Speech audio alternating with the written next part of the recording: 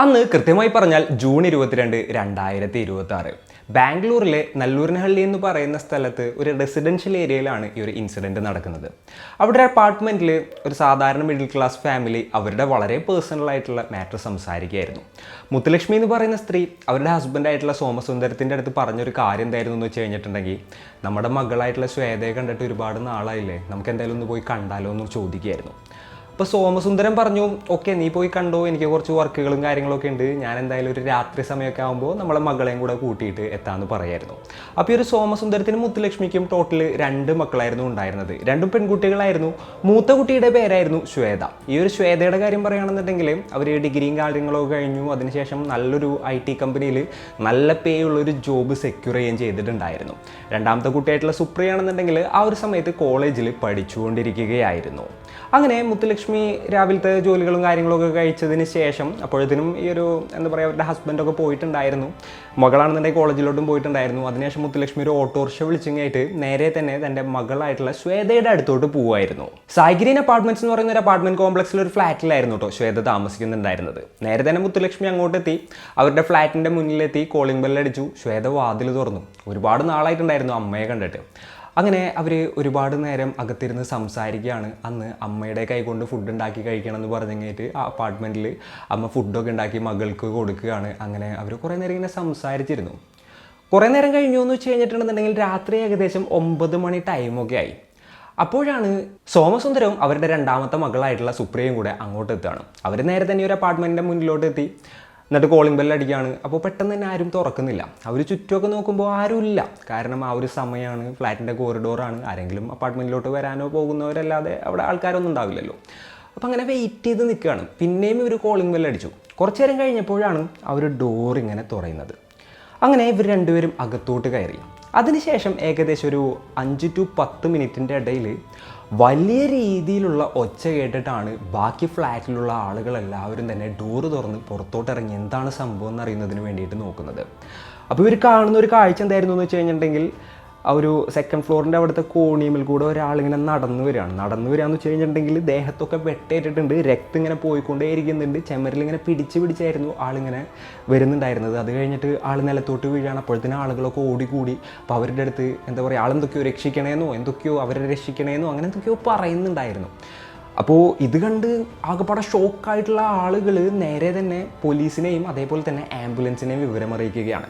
വിവരമറിഞ്ഞ ആംബുലൻസും പോലീസും ഉടനെ തന്നെ സ്ഥലത്തോട്ടെത്താണ്. പോലീസുകാരെത്തി നോക്കുമ്പോൾ ഈ ഒരു സോമസുന്ദരം മരിച്ചിട്ടില്ല, ആൾക്കപ്പോഴും ബോധമുണ്ട്. നേരെ തന്നെ ആളെ ആംബുലൻസിൽ കയറ്റിയിട്ട് ഹോസ്പിറ്റലിലോട്ട് അയക്കുകയും ചെയ്തു. അതിനുശേഷം ഈ ഒരു സോമസുന്ദരം ഏത് അപ്പാർട്ട്മെൻറ്റിൽ നിന്നാണ് വന്നത് എന്നുള്ളതായിരുന്നു പോലീസുകാർ നോക്കിയത്. അങ്ങനെ അവർ നോക്കിയപ്പോൾ 2nd ഫ്ലോറിലെ അപ്പാർട്ട്മെൻറ്റിൽ നിന്നാണെന്നുള്ളത് മനസ്സിലായി. ബ്ലഡ് സ്റ്റെയിൻസും കാര്യങ്ങളൊക്കെ അങ്ങനെ കിടക്കുന്നുണ്ടായിരുന്നു. അപ്പാർട്ട്മെൻറ്റിൻ്റെ ഡോർ ഇങ്ങനെ തള്ളി നോക്കിയപ്പോൾ ലോക്ക് ചെയ്തിട്ടുണ്ടായിരുന്നില്ല, അതിങ്ങനെ തുറന്ന് കിടക്കായിരുന്നു. അവർ നേരെ അകത്തോട്ട് കയറിയപ്പോൾ കണ്ട കാഴ്ച എന്തായിരുന്നു എന്ന് വെച്ച് കഴിഞ്ഞിട്ടുണ്ടെന്നുണ്ടെങ്കിൽ, തറയിൽ മുഴുവൻ വെള്ളം. ഒന്നുകൂടെ സൂക്ഷിച്ച് നോക്കിയപ്പോഴാണ് മനസ്സിലായത്, വെള്ളത്തിൽ മുളക് പൊടി കലക്കിയിട്ട് ആരോ അവിടെ ഫുള്ള് തെളിച്ചിട്ടുണ്ട്. അതേപോലെ തന്നെ അപ്പാർട്ട്മെൻറ്റിലത്തെ ഹാളിലത്തെ സോഫയമേൽ നോക്കുമ്പോൾ ഫുള്ള് ബ്ലഡിൽ കുളിച്ചിടക്കുന്നൊരു സോഫയായിരുന്നു. അപ്പോൾ എന്തൊക്കെയോ കാര്യമായിട്ടോട് നടന്നിട്ടുണ്ടെന്നുള്ളത് പോലീസുകാർക്ക് മനസ്സിലാക്കാനായിട്ട് സാധിച്ചു. അവരതിന് ശേഷം ആ അപ്പാർട്ട്മെൻറ്റിലോട്ട് കയറിയിട്ട് അടുത്തൊരു റൂം തുറന്ന് നോക്കിയപ്പോഴാണ് വേറൊരു കാഴ്ച കാണുന്നത്. ഒരു പെൺകുട്ടി വെട്ടേറ്റം മരിച്ച നിലയിൽ കിടക്കുന്നൊരു കാഴ്ചയായിരുന്നു അത് വേറെ ആരും ആയിരുന്നില്ല, അവരുടെ രണ്ടാമത്തെ മകളായിട്ടുള്ള സുപ്രിയ ആയിരുന്നു. അതിനുശേഷം അവർ ആ ഒരു അപ്പാർട്ട്മെൻറ്റിലെ ബാക്കിയുള്ള റൂമും അതേപോലെ തന്നെ ബാത്റൂമൊക്കെ പരിശോധിച്ചപ്പോഴാണ് പോലീസുകാർ തന്നെ ഷോക്കായി പോകുന്ന ആ ഒരു കാഴ്ച കണ്ടത്. കാരണം ആ ബാത്റൂമിൽ ഇവരുടെ അമ്മയായിരുന്നു ഉണ്ടായിരുന്നത്. ആ സ്ത്രീയുടെ ദേഹത്താണെന്നുണ്ടെങ്കിൽ കുറച്ചൊന്നും ആയിരുന്നില്ല, ഒരുപാടധികം കുത്തുകൾ ഏറ്റിട്ടുണ്ടായിരുന്നു. ഏകദേശം 26ഓളം കുത്തുകൾ കുത്തിയിട്ടായിരുന്നു മുത്തുലക്ഷ്മി എന്ന് പറയുന്ന ആ ഒരു സ്ത്രീയെ അതിക്രൂരമായിട്ട് കൊലപ്പെടുത്തിയിട്ടുണ്ടായത്. അപ്പോഴത്തേനും പോലീസുകാർ നോക്കുന്ന സമയത്ത് ആ ഫ്ലാറ്റിൽ താമസിച്ചിരുന്ന ആളുകളൊന്നും കാണാനില്ല. അപ്പോൾ അവർ തന്നെയായിരിക്കും ഇതിൻ്റെ പിന്നിലെന്നുള്ളത് പോലീസിന് അപ്പോൾ തന്നെ മനസ്സിലാക്കാനായിട്ട് സാധിച്ചു. അപ്പോൾ എന്തായിരുന്നു യഥാർത്ഥത്തിൽ അവിടെ നടന്നത്? ആരാണ് ഇത്ര ക്രൂരമായിട്ടുള്ള കൊലപാതകം ചെയ്തത്? ശ്വേത ഒറ്റക്കാണോ ഇത് ചെയ്തത്? എന്തായിരുന്നു അതിൻ്റെ പിന്നിലുള്ള മോട്ടീവ്? കുറച്ച് നാളുകൾക്ക് മുൻപ് ബാംഗ്ലൂരിനെ തന്നെ കിടുകിടാ വിറപ്പിച്ച ആ ഒരു കേസിനെ കുറിച്ചിട്ടാണ് ഇന്നത്തെ വീഡിയോയിലൂടെ നമ്മൾ സംസാരിക്കാനായിട്ട് പോകുന്നത്. Hello guys, welcome back to the channel, Razin this side. അപ്പോൾ പോലീസുകാർ ഈ ഒരു സോമസുന്ദരത്തിനെയും കൊണ്ട് നേരെ ഹോസ്പിറ്റലിലോട്ട് പോയിട്ടുണ്ടായിരുന്നില്ലേ? എന്നാൽ ഹോസ്പിറ്റലിൽ എത്തുന്നതിന് മുൻപ് തന്നെ അദ്ദേഹം മരണപ്പെടുകയാണ്. എന്നാൽ മരിക്കുന്നതിന് മുൻപ് ആൾ ഒരു മരണമൊഴി കൊടുത്തിട്ടുണ്ടായിരുന്നു. അവളാണ് ഇതിൻ്റെ എല്ലാത്തിൻ്റെയും പിന്നിൽ. നിങ്ങൾ എൻ്റെ ഭാര്യയെയും അതേപോലെ തന്നെ മകളെയും രക്ഷിക്കണം എന്നുള്ളതായിരുന്നു ആളുടെ മരണമൊഴി. അപ്പോൾ ഓൾറെഡി ഒരു മരണമൊഴിയും കിട്ടിയിട്ടുണ്ടായിരുന്നു. പിന്നെ ഫ്ലാറ്റിൽ താമസിച്ചിരുന്ന ആളുകളെ കാണാനില്ല. അതുകൊണ്ട് തന്നെ പോലീസിനെ നേരത്തെ പറഞ്ഞ പോലെ തന്നെ ഒബ്വിയസ്ലി അവരുടെ മൂത്ത മകളായിട്ടുള്ള ശ്വേതയാണ് ഇതിൻ്റെ പിന്നിലെന്നുള്ള കാര്യം മനസ്സിലാക്കാനായിട്ട് സാധിച്ചിട്ടുണ്ടായിരുന്നു. അപ്പോൾ ഈ ഒരു സോമസുന്ദരത്തിൻ്റെയും മുത്തുലക്ഷ്മിയുടെയും കാര്യം പറയുകയാണെന്നുണ്ടെങ്കിൽ ബേസിക്കലി ഇവർ തമിഴ്നാട്ടുകാരായിരുന്നു. തമിഴ്നാട്ടിൽ നിന്ന് ജോലി അന്വേഷിച്ചിട്ടായിരുന്നു സോമസുന്ദരം നേരെ ബാംഗ്ലൂരോട്ട് വന്നിട്ടുണ്ടായിരുന്നത്.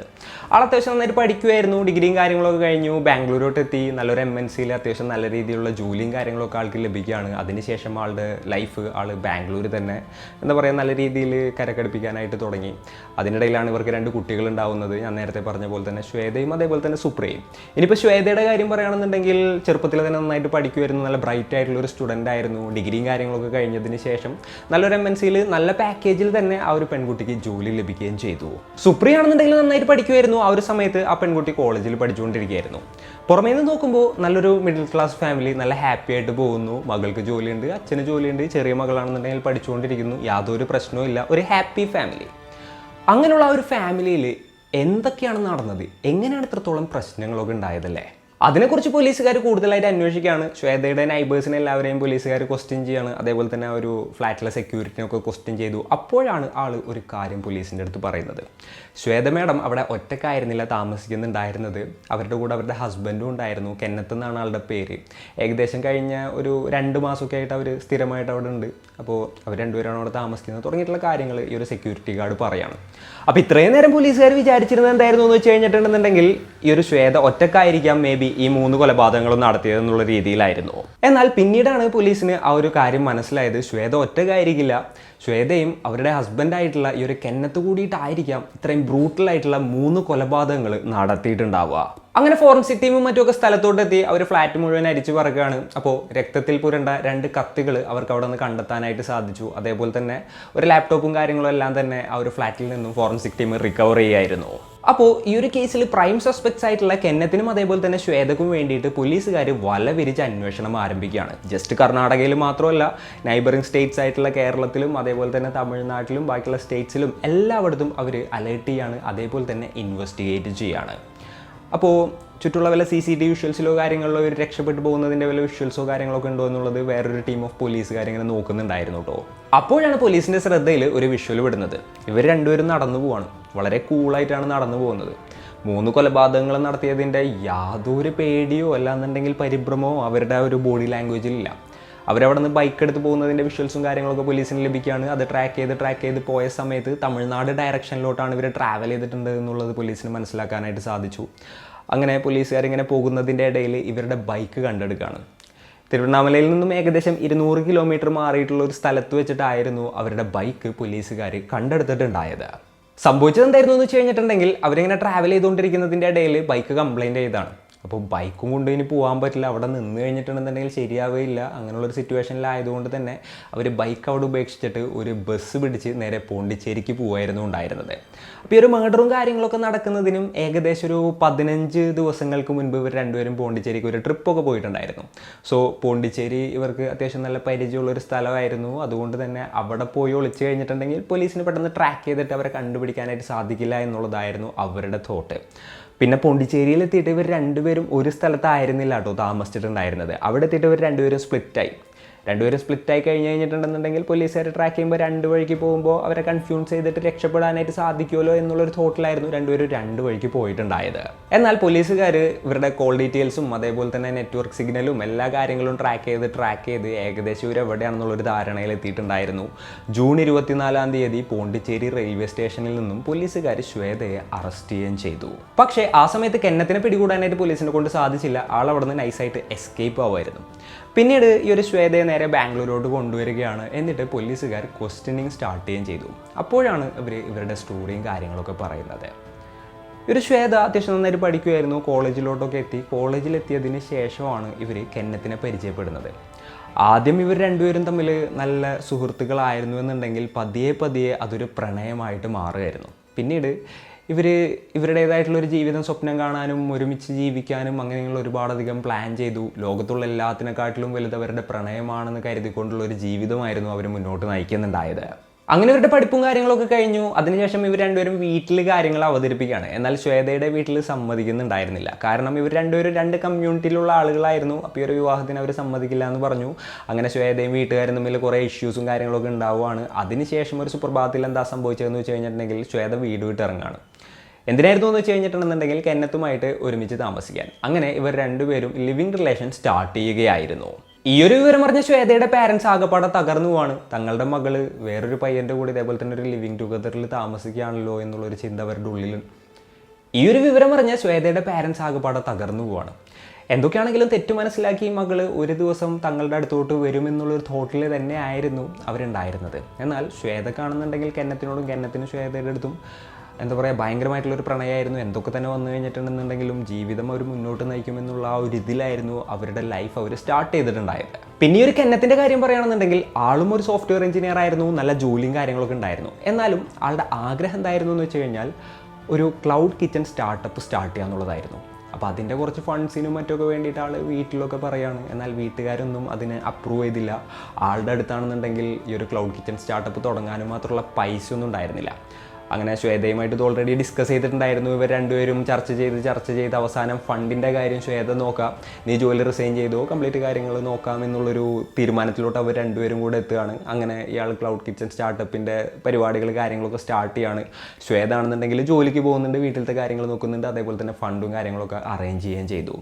അങ്ങനെ കുറച്ച് നാൾ കഴിഞ്ഞപ്പോഴാണ് ശ്വേതയുടെ വീട്ടിലോട്ട് ഒരു നോട്ടീസ് വരുന്നത്. സംഭവം എന്തായിരുന്നു എന്ന് വെച്ച് കഴിഞ്ഞിട്ടുണ്ടെന്നുണ്ടെങ്കിൽ ശ്വേതയുടെ അച്ഛൻ്റെ പേരുള്ള ഒരു ലോണിൻ്റെ നോട്ടീസായിരുന്നു അത്. അത് കണ്ട് അദ്ദേഹം ആകെപ്പാടെ ഞെട്ടിത്തെരിച്ചു പോവുകയാണ്. യെസ്, സോമസുന്ദരൻ എന്ന് പറയുന്ന തൻ്റെ സ്വന്തം അച്ഛൻ്റെ പേരിൽ ശ്വേത 30 ലക്ഷം രൂപ ലോൺ എടുത്തിട്ടുണ്ടായിരുന്നു. അതിൻ്റെ നോട്ടീസായിരുന്നു വന്നിട്ടുണ്ടായിരുന്നത്. EMI കാര്യങ്ങളൊന്നും അടക്കൊന്നും ഉണ്ടായിരുന്നില്ല. അപ്പോൾ ഇയാൾ അറിയാതെയായിരുന്നു കേട്ടോ ഇത്തരത്തിലുള്ള കാര്യങ്ങളൊക്കെ ഫ്രോഡ് പരിപാടി കാണിച്ചിട്ട് സെറ്റ് ചെയ്തിട്ടുണ്ടായിരുന്നത്. ഇത് കണ്ട് ഞെട്ടിത്തെരിച്ചു പോയ അവർ ആദ്യം തന്നെ വിളിച്ചത് ശ്വേതയെ തന്നെയായിരുന്നു. നീ എൻ്റെ പേരിൽ ലോൺ എടുത്തിട്ടുണ്ടായിരുന്നു എന്നുള്ള കാര്യം ചോദിച്ചു. അപ്പോൾ എന്നുള്ളൊരു രീതിയിൽ തന്നെയായിരുന്നു ശ്വേത മറുപടി പറഞ്ഞത്.